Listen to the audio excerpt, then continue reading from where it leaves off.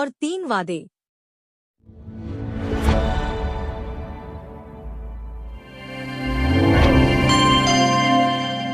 बहुत समय पहले की बात है। हरे भरे जंगल में मिट्ठू नाम का तोता रहता था। वह बोलने में बहुत चतुर था और सब जानवरों से जल्दी दोस्ती कर लेता था। एक दिन मिट्ठू एक शिकारी के जाल में फंस गया। वह फड़फड़ाने लगा, पर जाल मजबूत था। तभी एक बुजुर्ग साधु उधर से गुजरे। साधु ने जाल खोला और तोते को आजाद कर दिया। मिट्ठू ने सिर झुकाकर कहा, महाराज, आपने मेरी जान बचाई है।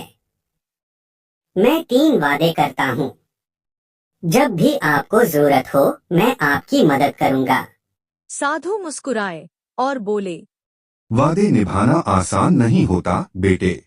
पर मिट्ठू ने गर्व से कहा, मैं मिट्ठू हूँ, अपना वचन कभी नहीं तोड़ता।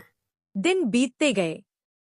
एक दिन साधु के आश्रम में चूहों ने अनाज के बोरे कुतर डाले।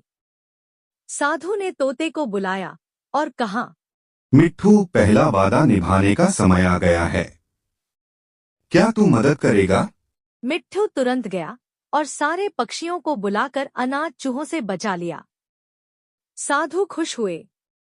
कुछ दिन बाद साधु बीमार पड़ गए। मिट्ठू ने दूसरा वादा निभाते हुए उन्हें जड़ी बूटियां ढूंढ कर दी। अब बचा था तीसरा वादा। पर तभी जंगल में आग लग गई। सब जानवर अपनी जान बचाने भागे। मिट्ठू के सामने 2 रास्ते थे। एक तरफ था उसका खुद का घोंसला, जिसमें उसके अंडे थे। दूसरी तरफ आग में फंसा साधु। मिट्ठू का दिल कांप गया। अगर मैं साधु को बचाऊं तो मेरे बच्चे जल जाएंगे, और अगर मैं अपने बच्चों को बचाऊं तो वादा टूट जाएगा।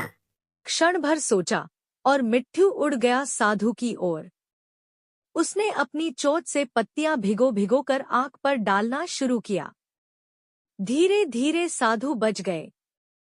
पर जब मिट्ठू अपने घोंसले पहुंचा तो सब राख हो चुका था। वह रो पड़ा। साधु ने उसे अपने कंधे पर बैठाया और बोले, बेटा, तूने अपना तीसरा वादा निभाया, इसलिए तेरा हर नुकसान फल देगा। कहा जाता है उस दिन से मिट्ठू जैसे तोतों की आवाज मधुर हो गई, ताकि उनका दुख कोई न महसूस कर सके। शिक्षा: सच्चा वादा वही है जो स्वार्थ से ऊपर उठकर निभाया जाए। कभी कभी नुकसान में भी निभाया गया वचन सबसे बड़ा फल देता है।